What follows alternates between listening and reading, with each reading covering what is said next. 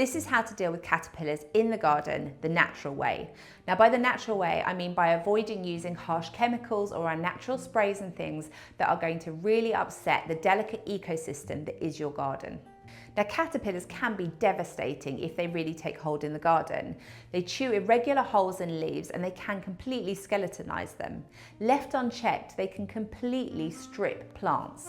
And they attack a really wide range of crops. They're particularly fond of things like brassicas and leafy greens, but you will find them on things like nasturtiums and many other types of crops. In severe infestations, they will also damage buds, flowers and fruits, so it's really important to deal with infestations early. So how do you know if you've got a caterpillar problem in your garden? The first thing to look for is irregular holes in the leaves, and these will generally start from the outside of the leaves and work in. Once they reach a certain size, caterpillars tend to be quite easy to see on plants.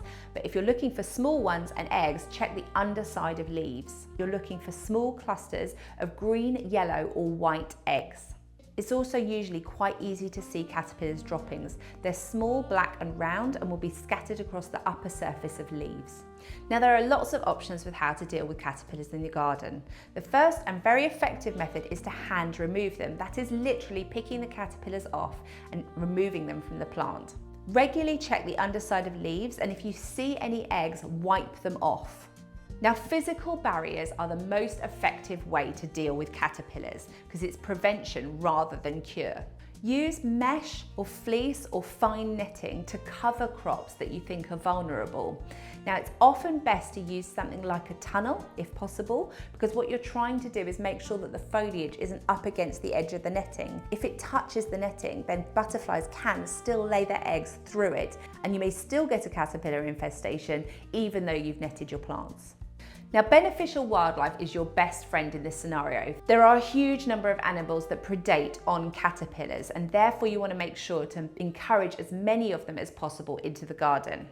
Birds, wasps, frogs and hedgehogs all absolutely love caterpillars, so make sure your garden is a haven for these.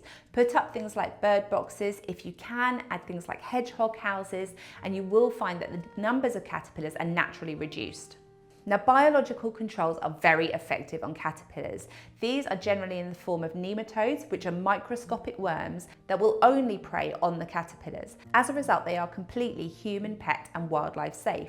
What you do is you take what looks like white powder, but that contains the tiny nematodes, and you mix that into a watering can of water, following the instructions on the packet. You can then either water that onto the plant or spray it on with something with a large misting spray. The nematodes will then attack specifically the caterpillars and they will fall off and die from the plants.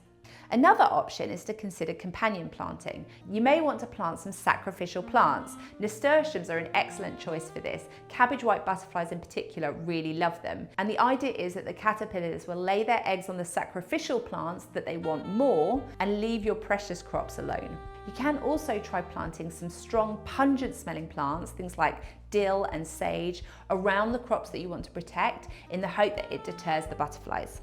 Make sure where possible you're rotating your crops each year to avoid heavy infestations.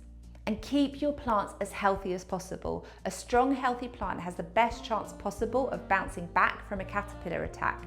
If it's weak, it's not going to make it. So hopefully this video has shown you how to deal with caterpillars in your garden. Happy growing, guys.